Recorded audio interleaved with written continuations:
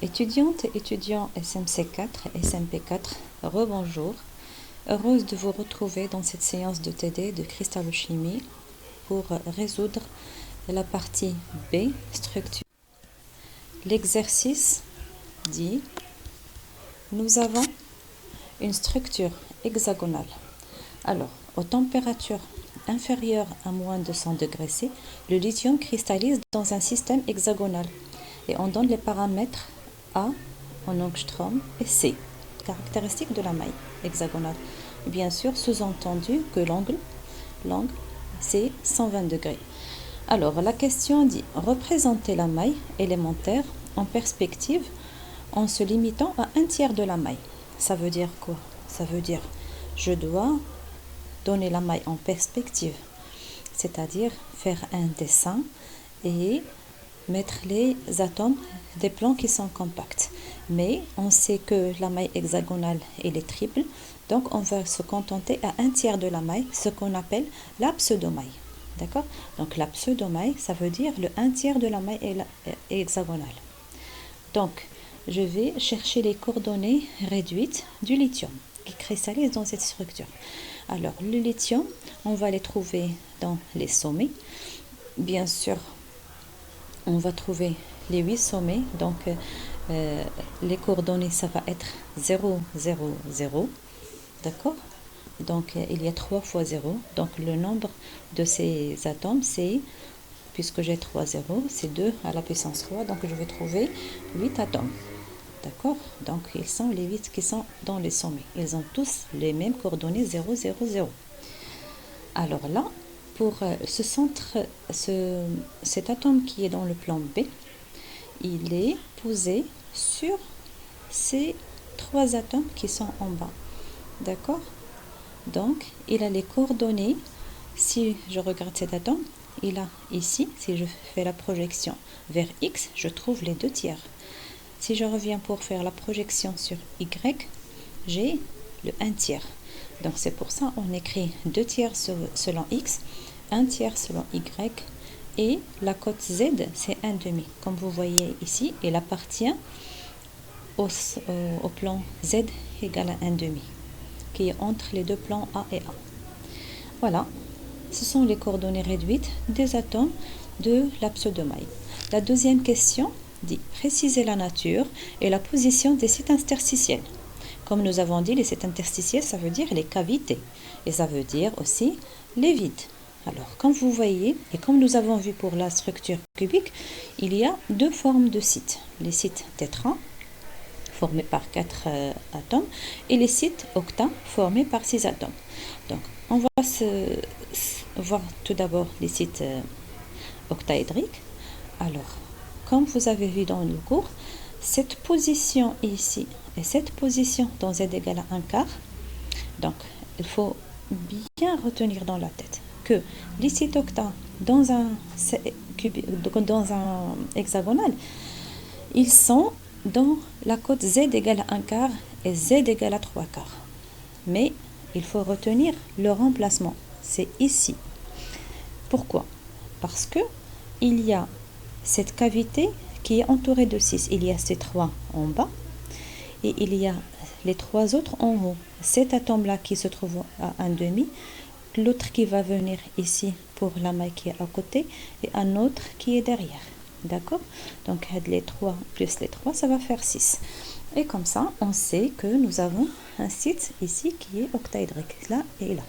Donc, les coordonnées maintenant, c'est très intéressant. Parce que c'est à partir de la coordonnée que vous avez ici, que vous avez donné tout à l'heure, c'est celle-là qui va vous permettre de trouver les nouveaux coordonnées des sites octaédriques. Par exemple, ici, nous avons dit quoi?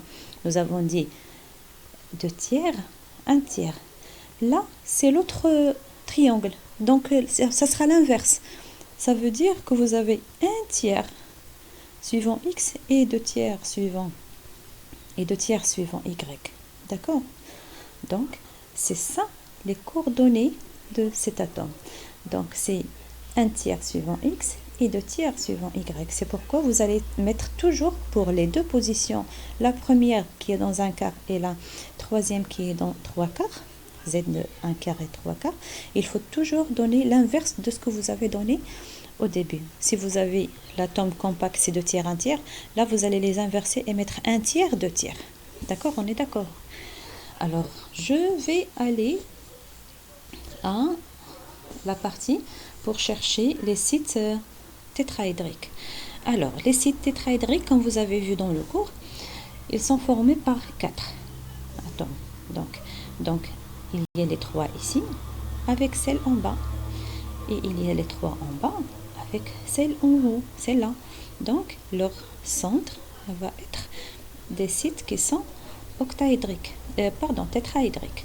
Alors, c'est Z, c'est là, vous avez Z égale à 7 huitièmes. Et ici, Z égale à 1 huitième.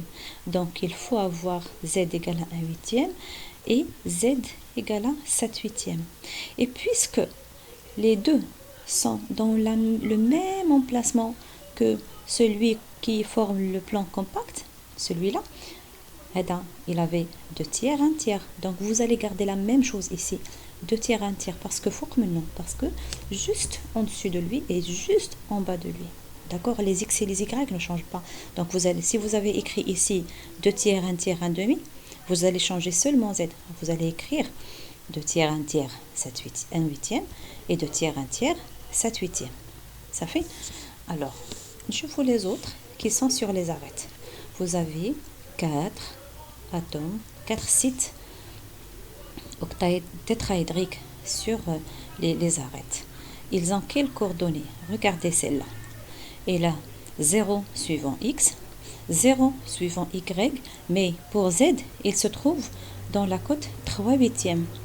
Donc, vous allez écrire 0 suivant X, 0 suivant Y et 3 huitièmes. Combien d'atomes lorsque vous allez écrire ça? Combien d'atomes vous avez? Vous avez 2 zéros. Donc, vous faites 2 à la puissance 2, c'est-à-dire 4 atomes. Donc, 1, 2, 3 et 4. Donc, tous ces 4-là, ils vont avoir les mêmes coordonnées 0, 0, 3 huitièmes. Parce que si vous changez, pourquoi je fais 2 à la puissance 2? Parce que c'est un chiffre 0, ça veut dire 0 et 1. Donc, deux possibilités. Donc, d'après la probabilité, on peut avoir, il y a 4 probabilités, soit là, soit là, soit là, soit là. D'accord? Alors ici, combien est la coordonnée de celle-là? Alors, vous allez monter jusqu'à Z égale à 5 huitièmes. Donc, 0, 0, 5 huitièmes. C'est celle-là. 0, 0, 5 huitièmes. Puisque vous avez 2 zéros, donc automatiquement, vous avez 2 à la puissance 2. Ça veut dire 4 atomes. 4 emplacements. 1, 2, 3 et 4. Donc, tous ces 4 qui se trouvent dans 5 huitièmes, ils ont les mêmes coordonnées 0, 0, 5 huitièmes. Donc, finalement, vous allez donner les plans, les positions qui se trouvent dans Z égale à 1 huitième, 3 huitièmes, 5 huitièmes et 7 huitièmes. Il faut les bien garder dans la tête parce que vous en aurez besoin après pour résoudre les autres problèmes. Alors, je passe à la question suivante. Pour la question 3, quelle est la relation entre le paramètre de maille A et C pour une structure compacte idéale? Alors, ça veut dire quoi idéal? Ça veut dire qu'elle est parfaite, qu'il y a les atomes, ils se touchent. Lorsque vous avez déposé vos atomes, ces atomes-là, le S1, S2, S3, le deuxième qui se trouve dans le plan B, il est posé sur ces 3, comme on avait dit tout à l'heure. Donc, automatiquement, vous avez Hedo qui se touche. Donc, la distance entre S1 et S3, c'est 2 fois R. Ça veut dire il y a le paramètre de maille A. D'accord? Et ici, vous avez, puisqu'on sait que A égale à B, donc vous avez S1 et S2, la même distance, ils se touchent. Donc, la distance S1 S2 égale à 2R égale à A. Et celle-là aussi. D'accord? S0, c'est très important, puisque je vous ai tout à l'heure, je vous ai dit qu'il est posé sur ces 3. Donc, la distance égale à 2R égale à 1. La distance aussi entre S0 et S3, entre S0 et S2, d'accord. Donc c'est pour ça, ils sont égaux. Donc S1, 0, S1, S1 jusqu'à S2, S2 jusqu'à S3, S1 jusqu'à S3, tout ça, c'est égal à 2R et c'est égal à 1. Alors, on commence notre démonstration, c'est-à-dire trouver la relation entre C et 1. C'est très facile. On va travailler avec deux triangles. Le premier triangle se trouve ici, il est rectangle, et un autre triangle qui se trouve ici, qui est rectangle. Alors, regardons le premier triangle. Tout le monde connaît la loi de Pythagore, on la connaît tous. Donc, si je veux l'appliquer ici, je veux dire que de S0 jusqu'à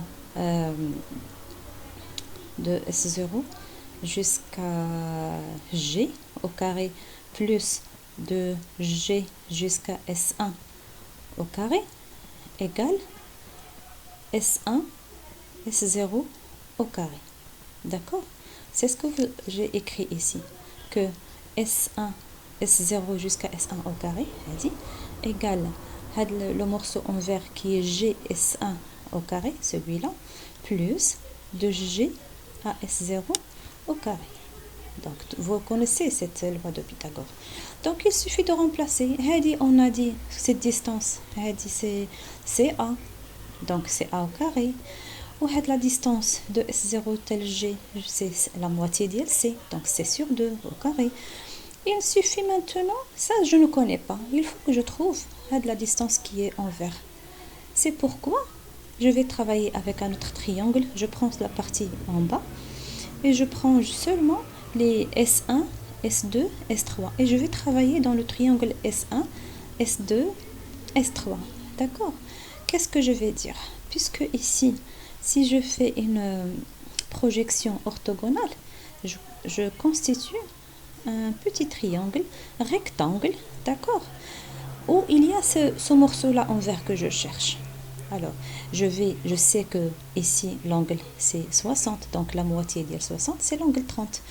Donc, l'angle 30, le cosinus de cet angle, on voit le côté adjacent, les filles A sur 2, divisé par le côté vert qui est de S1 jusqu'à G. C'est un chiffre qui est connu, ou A sur 2 c'est connu, donc ça facilement, très facilement je peux avoir S1G, la distance que je cherche pour la remplacer ici. Je dis A sur 2 divisé par cosinus de 30. Ça me donne une racine de 3 sur 3, donc je peux la remplacer ici. Et le problème est résolu. Dès que je remplace, ça y est, j'ai résolu l'exercice. Parce que la relation, qu'est-ce qu'elle devient?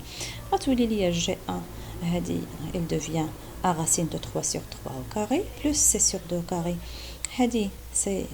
Lorsque je simplifie, c'est 1 tiers de A carré, plus C carré sur 4. 1 tiers de A carré, A carré moins 1 tiers de A carré, il y a 2 tiers de A carré, égal à C carré sur 4. Et je peux facilement trouver que C sur 1, il y a la racine de 8 sur 3 égale à 1,633. Ça veut dire quoi? Ça veut dire que si l'hexagonale est idéal, il suffit que je divise C à 1. Si je trouve 1,63, je dis que l'hexagonale, il est idéal. Alors, la quatrième question, il nous dit calculer le rayon du lithium. C'est très facile parce que nous avons toujours le paramètre de la maille, c'est 2 fois R. Ce sont deux boules, deux atomes qui sont l'une qui est en contact de l'autre. Donc le paramètre A égale à 2 fois R. Donc il suffit de diviser A sur 2 et je trouve le rayon en angstrom 1,55. Et la dernière question, c'est quoi? C'est la structure de ce métal. Est-elle la structure est-elle, alors est-elle compacte? Alors est-elle compacte? Ça veut dire quoi? Ça veut dire il faut prendre le C et le diviser par A comme tout à l'heure. Je vais prendre 5,09 et je divise par le paramètre de maille 3,11 qu'ils ont donné. Si je trouve 1,66, alors je vais dire qu'elle est idéale. Et bien sûr, vous avez trouvé 1,6366, donc bien sûr qu'elle est idéale. D'accord? Donc la variété du lithium à basse température cristallise dans une structure hexagonale compacte et idéale. Alors, je vous souhaite bon courage. Je vous retrouve la prochaine séance, Inch'Allah.